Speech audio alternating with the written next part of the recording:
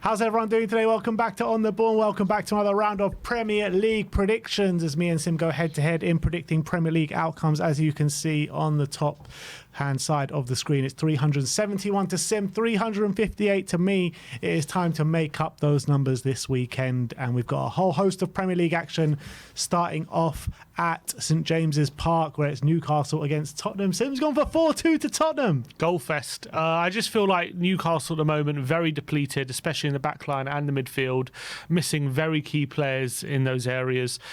Spurs will look to exploit that. Obviously, our squad is near fully fit at the moment, and I think we could take advantage. Obviously, with Newcastle frontline players, Isaac Gordon in good form, still got Bruno Guimaraes in the middle, so I don't expect Spurs to have it all their own way, but both teams have been struggling with defending in recent weeks, so I do expect a lot of goals either side, and I'm going for Spurs to come out on top 4-2. Yeah, I've gone for 2-2 in this game. I'm looking at the way both teams are playing, both teams fairly open at the back, particularly Newcastle. I'm looking at Spurs' away struggles as well, only in recent we've beaten Aston Villa 4-0, but apart from that, we've been struggling to get results away from home. And I feel these two teams are going to go blow for blow at the weekend, and both with an exciting game, loads of goals. But I think you're going to see a bit of poor defending on the day, so I couldn't really split the sides. Newcastle as well, they have been surprising a few teams. Even with the depleted squad, they seem to be finding goals at the other end, but it's the other way which they're struggling. So I have gone for 2-2 at St James's Park. We move on to the Brentford Community Stadium, Brentford against Sheffield United. I've gone for 2-2 again in this game. This is the weekend of Desmond, and I look at Sheffield United. They are playing for pride for now until the end of the season. Looks like they are all but down. And Brentford, on the other hand, once they go a step in the right direction, they just seem to struggle the next week. And I feel this Sheffield United side will kind of hit Brentford on the break and find a few moments of joy in the game. I do expect Brentford to dominate, but I see Sheffield United taking something from this. Yeah, I've gone for a Brentford victory. I think Brentford have been playing well in recent weeks and haven't been getting the results their performances deserve. Obviously, a really brilliant fight back last week against Aston Villa, albeit they did succumb to a late Watkins goal. Mbeumo obviously back in the team and back amongst the goals. He's going to be a massive benefit. I think Ivan Toney has been playing well, but actually I don't think he hasn't scored too many goals recently, so I think I want to put that right now. I think they'll see this as an opportunity to finally get that win that will steer them clear of the relegation zone. So I've gone for a 2-0 win for Brentford here. Yeah, he didn't even play in the last game, Toney, did he? He came on the last 10 minutes, so it's a fresh Ivan Toney coming into this one. But let's go to Turf Moor. It's Burnley against Brighton, and Sim's gone for Brighton to edge it. Yeah, and I think Burnley actually got a credible draw early in the season away at Brighton, but I just think Burnley know that they need wins now. I mean, they've needed wins for a long time, but with 6 games to go, a point just isn't going to be good enough here.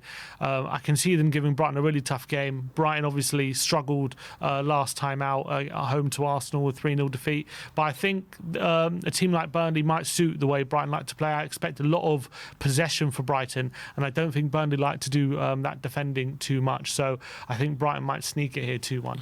Yeah, I've gone for 1-1. I think Burnley have been pretty good of late. They've been getting results, maybe not consistent wins, but they have been getting a few points on the board.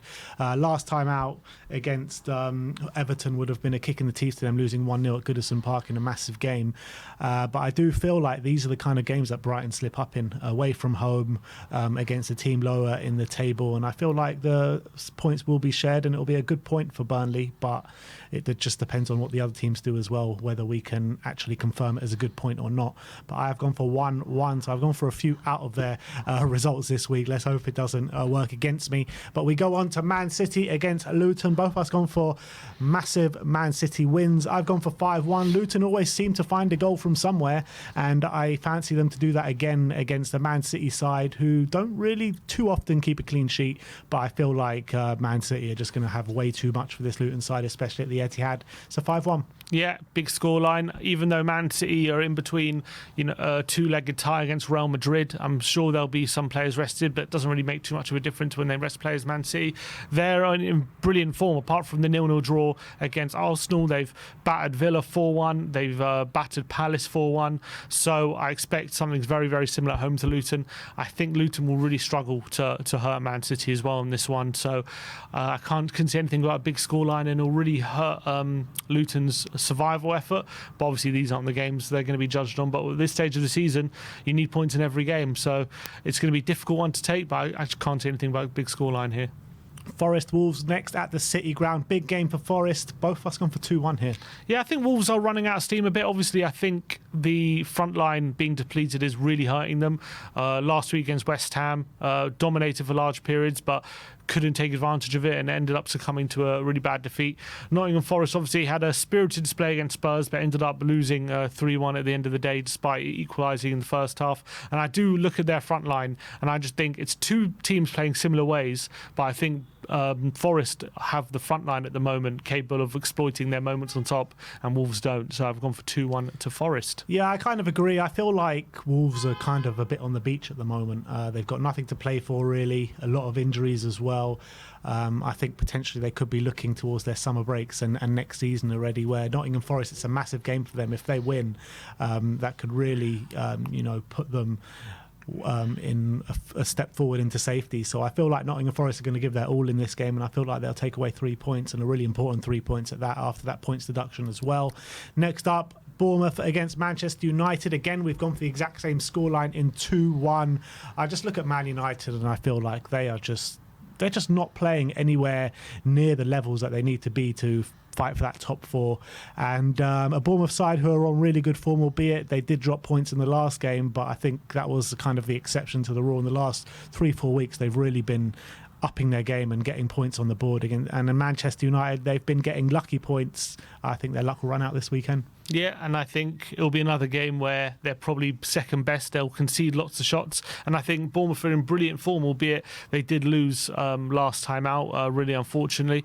But I do think they'll turn it around here at home to a Man United side who make it easy for the opposition, and I think Bournemouth will enjoy playing in this game. They might not win. I'm backing them to win. Man United, obviously with the individual quality they have, they can capable of getting a result. But I just think the way Bournemouth play and the form they're in, especially at home, I think they're going to turn over Man United here, so I've also gone 2-1. Liverpool Crystal Palace at Anfield next. Sim's gone for 2-1. Yeah, I see a bit of a tight game. Not that I think Palace are going to be in with the game, but I just feel like obviously Liverpool had 29 shots last week in Man United, and I feel like Palace are going to come to frustrate them, and they're going to try and make sure that Liverpool aren't creating the same number of opportunities they have in recent weeks. So I think Olise might be back. Obviously he came on last game, so they might have him and Eze back for this game, which maybe they'll have some transitional threat against the Liverpool side. Obviously Liverpool will dominate. I feel that. I just feel maybe Palace might get a goal on the counter, make things a bit difficult, and maybe a last 10 minutes to go, Liverpool find a winner. They do seem to find a way. So I see a bit of a tight game. Obviously Liverpool will be dominating. I've only gone for 2-1. Yeah, I feel like it could be a bit of an angry performance from Liverpool this weekend. That result against Manchester United last week would have really hurt them with the domination that they did have, the goals that they conceded, and the way the result went in a really important game against Manchester United. I feel they'll come out firing in this game. It might be in the early stages of the game. I think maybe Palace might cause them a few problems and get a goal, but I just feel by the end of it, you're going to talk about a bit of a demolition job at Anfield. So I've gone for 3-1 to Liverpool. We go to the London Stadium next. West Ham against Fulham in a London derby. Both of us gone for 2-1 wins to West Ham. Fulham just ain't the same team at home as they are, away from home as they are at home. Very strong team at Craven Cottage, but away from home against the West Ham side who...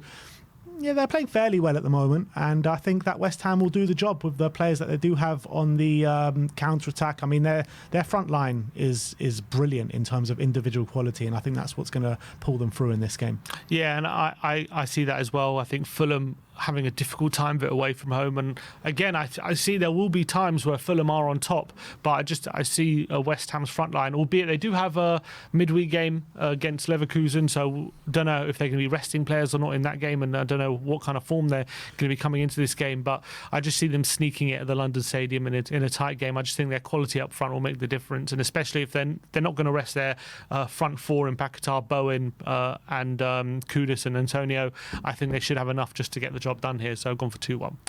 Next up, we go to the Emirates, and it's Arsenal against Villa, a big game in terms of the top four and the title race. Sim has gone for 2-1 to Arsenal. Yeah, I think Unai Emery would love nothing more but to try and spoil Arsenal's party. Obviously, they're desperate for points in the battle for top four. So I see this being a really entertaining and difficult game for both sides. Obviously, Ollie Watkins came back sooner than expected last week and did get a brace, and he's going to be massive in this game if Aston Villa are to hurt Arsenal. I think both teams are probably going to have very taxing midweek games. Obviously, we saw Arsenal struggle against Bayern Munich at home, and whether half an eye for them will be on the second leg, we'll have to wait and see.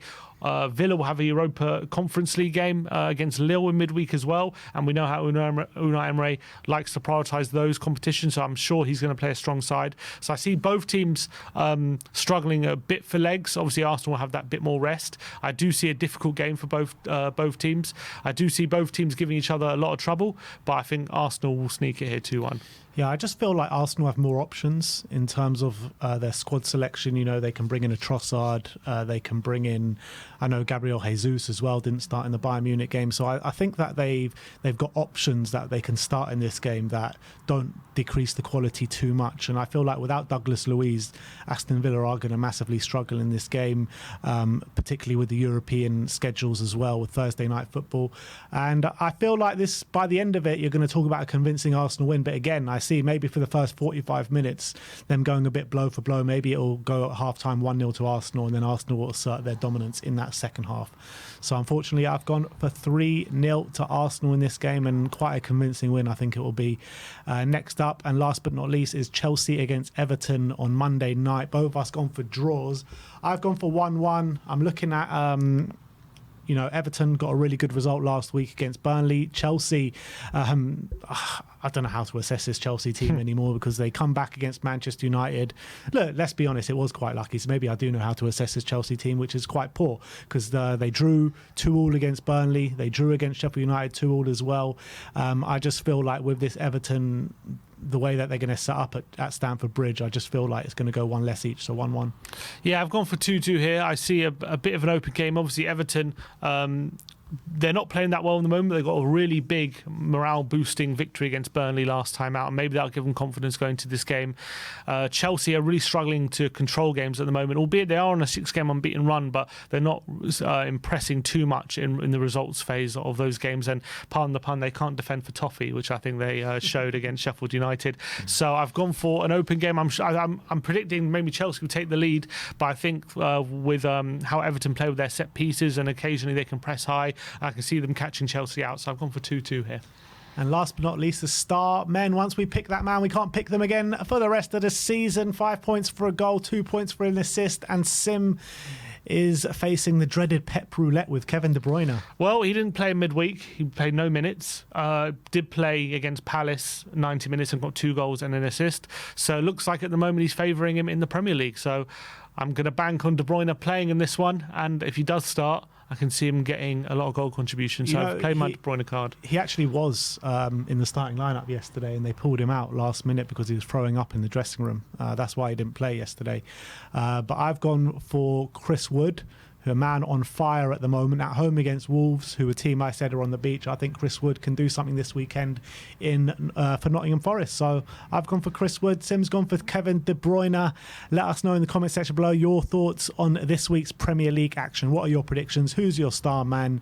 And we'll see you all soon. Like, subscribe and comment. We'll see you next time.